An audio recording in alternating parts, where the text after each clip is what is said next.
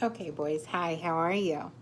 I hope y'all are all doing okay, whatever time of day it is, night, morning, afternoon.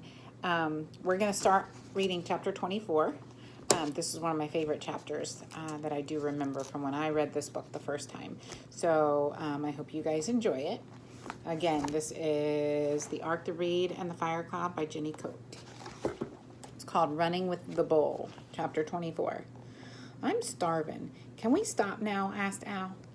This was a phrase that the little band of 8 creatures had become used to hearing frequently. The animals were making good time. The fire cloud had moved steadily over the past few days, stopping only in the late afternoon so the animals could eat and rest. And of course, each day began with Jacques' wake-up call. Max couldn't seem to get used to the rooster's early morning crowing. His large ears were sensitive to loud noises, and Jacques' amazing lung power was just plain annoying. Max hated waking up like that. Liz continued to explain things to Kate and the other animals along the way. She pointed out the various plants found across France, including the yellow mustard flowers that Kate and Max had eaten when they first arrived. Liz was very familiar with the terrain and the animals that roamed the countryside, as well as the birds that nested in the trees. She never ceased to amaze the others with her knowledge, and Al was growing enamored with her. I suppose we can stop now, replied Liz. There was a creek nearby to provide water, and the land here was lush and green. It was a perfect spot to rest. Don't go too far away, Mea Mies. We have made excellent time on our journey, and we are nearing the end of the border of France. I wish to enter Switzerland before nightfall. Switzerland? Asked Max. That's where Gillamon is from. Liz walked over to the creek bank to sip some cool water. Al, Kate, Henriette, and Jacques followed Rudy and Rosie to a cluster of wild strawberries growing nearby. Max joined Liz at the creek bank. Liz was careful not to muddy the waters with her paws. Max, on the other hand, plopped his paws just under the water to sloppily lap it up, turning the water cloudy with mud. Liz stopped drinking and gave a perturbed look at Max, saying, What? Was all Max said, water dripping from his chin as Liz stepped away. He was oblivious to his muddy mess. He didn't understand the ways of this tidy cat. She liked things orderly and clean. Max didn't see the point. Liz walked back to sit under a big weeping willow tree whose branches hung low over the water, as if it were looking at itself in the mirror. Max continued to lap the water when he noticed the reflection of the clouds on the water's surface. The clouds took on the shape of Gillamon's face. Max smiled. Kate joined Max at the water's edge. I know ye'll be glad to see Gillamon's home. Aye, lass, it'll make me feel close to him again, Max said, when he became distracted as he glanced over Kate's shoulder. Al was jumping up and down, chasing some butterflies across the meadow, when he bolted across the countryside. Did Gilmon ever tell you about the mountains in Switzerland? Kate asked Max. Aye, that he did, lass. He said they were some of the most beautiful peaks in the world. Gillamon is a mountain goat, so he should know, replied Max, still looking over Kate's shoulder. Liz were telling me the climate should be comfortable. This time of year, we shouldn't run into a whole lot of snow, Kate was saying. She noticed Max was distracted. Al was now running back across the meadow, and in the distance, a large bull was chasing him. Except for the higher elevations, that is, Kate continued. I'm sorry, lass. What about the higher elevations? Max said, half listening to Kate. Snow. Liz says we shouldn't have a problem with snow until we get up in the mountains, Kate explained. Max didn't respond. Max? Kate turned around to see why Max had so rudely tuned out their conversation. When they both saw Al running as fast as his chubby legs would go, an enormous bull right on his tail. The 2,000-pound beast snorted as he was bearing down on Al. His black shiny hide revealed strong, sculpted muscles.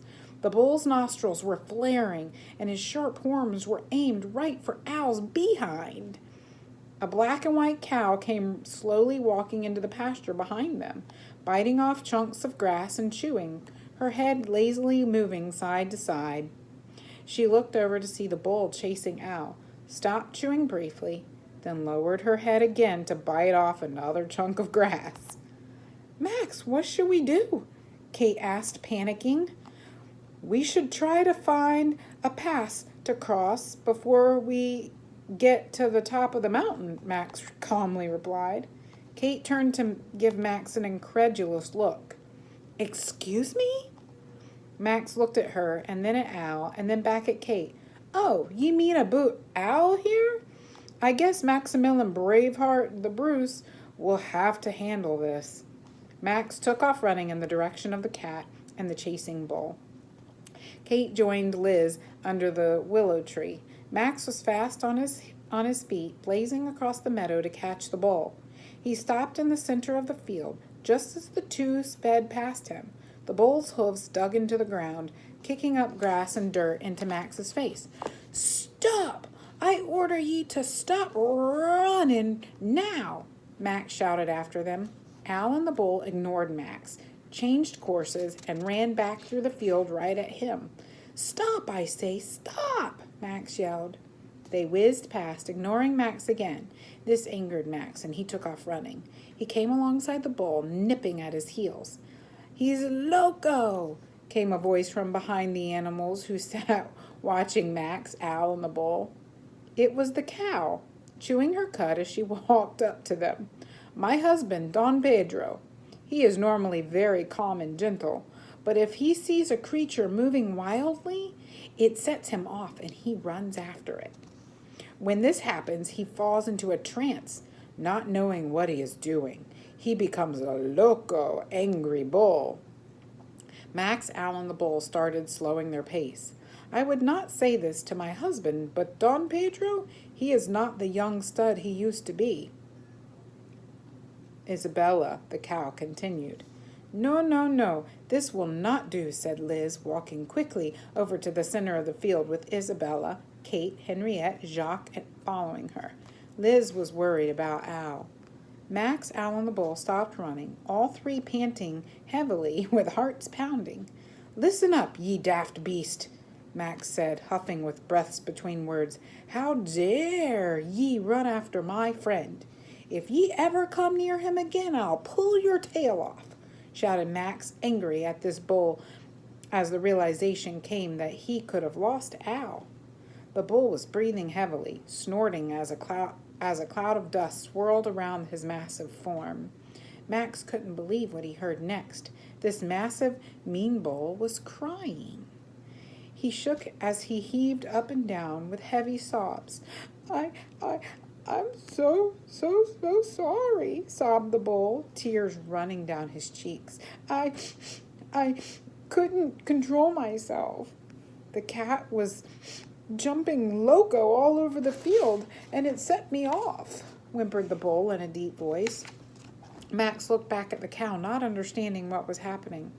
"I told you, he's really gentle when he's not loco," said the cow. Max looked up at Al. "Are ye hearing this, lad? This bull is a bigger baby than ye are when you're afraid then." Max walked over to be eye level with the bull. "Me name is Maximilian Braveheart the Bruce, and that kitty you about trampled is named Al. Get yourself out of this dirt and go tell him you're not gonna trample him again." The big black bull raised his head. He looked at Max, who stood right in his face, then at Al, who sat cowering on the ground. He stood, towering over Max, and walked over to Al, his head hung low. Finally gaining his composure, he said, "My apologies, Gato. I was out of my mind when I was chasing you. I have anger issues. Sometimes when I see things move, I lose my head. I'm sorry." Al looked at the bull, shocked at the difference in this beast. A few minutes ago, this bull was dead set to gore him. Now he was apologizing. Al looked at Max, who told him, "It's okay, laddie." "Ye nearly scared me out of me skin, Bull. Don't ever do that again," Owl said. Don Pedro nodded his head in agreement. "Si, senor, I won't, as long as you don't jump around like you did." "But I can't help me jumping," answered Owl with a frown. "Well, I can't help my running," answered the Bull with a scowl. "When I see a bull running toward me," scowled Owl. "And when something jumps in front of me," snorted Don Pedro. Just then the argument was suddenly interrupted when Isabella let out a loud, discordant sound. Psst! The group of animals stopped and looked around, holding their noses and feeling awkward at this surely embarrassing moment for the cow. She tooted. Owl gasped for air. Ooh! Jacques crowed with laughter. Don Pedro stopped arguing, and Liz went into a state of shock. Isabella leaned in and whispered to Kate, "If you ever need to get a man's attention." The cow gave Kate a wink. Max mumbled under his breath to Liz, "Methinks it were his wife's gas that made Don Pedro run away." Liz said, trying to regain her composure. "What we have here is a clash of animal behaviors that are incompatible, no? Before we address the problem, we first need to determine if a solution is even needed.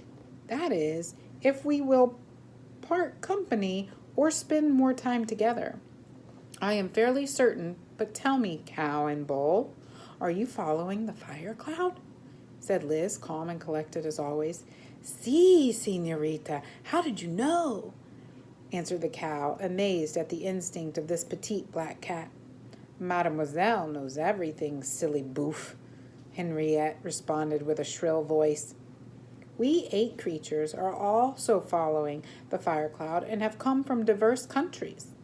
You clearly are another pair of land creatures from Spain, I assume.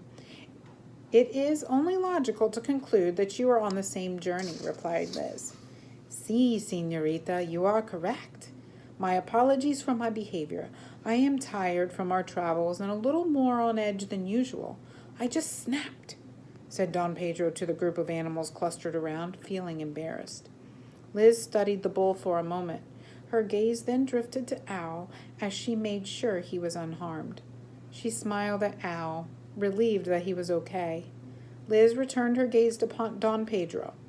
"Well, if you intend on joining our group, you must realize that such behavior is not acceptable. It is in the nature of a cat to jump and run erratically, and it is in your nature to become wild with anger at such movement. The cat's behavior is acceptable and harms no one, but your behavior? Ooh la la. I suggest you receive training in anger management," said Liz in a matter-of-fact tone. "Anger what?" asked Max, not knowing what Liz was talking about. "The management of anger," explained Liz. "Don Pedro must learn techniques to control his temper when under stress. He must learn not to overreact when faced with irritation, and I can think of no one better to assist in this training than Henriette." "Moi? How so, mademoiselle?" asked a surprised Henriette. "You see, mon ami, since you are naturally good at giving instructions and being, so abrasive, you will provide the proper dose of anger generation where Don Pedro can learn to react in a positive fashion. Comprenez-vous?" asked Liz. "Oui, I will be glad to help this silly boof learn to control his temper.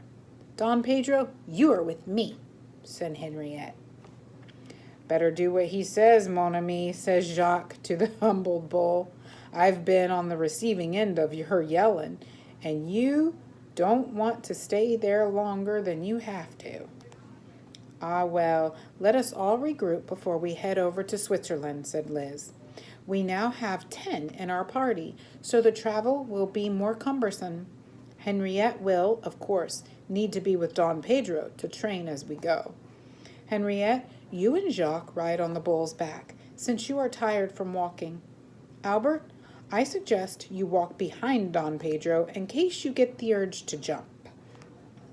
And last, Ken, I suggest that Isabella bring up the rear of the group. I'll walk just in front of her. I think it could be a dangerous place walking behind her then, said Max, again drawing snickers from the group. Besides, maybe the cow will be our best defense from creatures trying to follow us. Liz giggled. Of course, mon ami. As long as you keep an eye on things back there, you may walk in front of our flatulent friend. Now, everyone get a drink of water. The fire cloud is still moving, and we have some ground to cover before nightfall. Don Pedro gave a nod of his head in agreement and followed Henriette as she waddled across the meadow back to the creek, already cackling ground rules for the training. Max, Kate, Jacques, and the hummingbirds followed after them. Isabella grazed her way in their direction as well. Al and Liz remained there in the meadow. Albert, I am sorry you were chased by the bull, but you recovered bravely, very bravely, no? Liz said as she rubbed her chin on Al's whiskers, purring. She could finally let her relief show that Al was okay. Oh, lass, it did take me by surprise and gave me a scare, but all is well now. I have to give some understanding to the bull. After all, I were loco after eating the catnip in your garden, and you gave me understanding. I guess grace makes for more grace, said Al with a grin, and Don Pedro is in good hands, methinks. If he behaves, Henriette can put him at the end of the line behind his wife. Al and Liz shared another laugh before turning to walk back to the creek with their others. Al felt great satisfaction that Henriette had a new target for her rants, but he felt even greater joy from seeing Liz's concern and affection for him. It made running with the bull worth it all. Okay, and chapter 25 is the mountain pass. I'm going to stop there because I've gone for 17 minutes. You guys have a good night. I love you so much.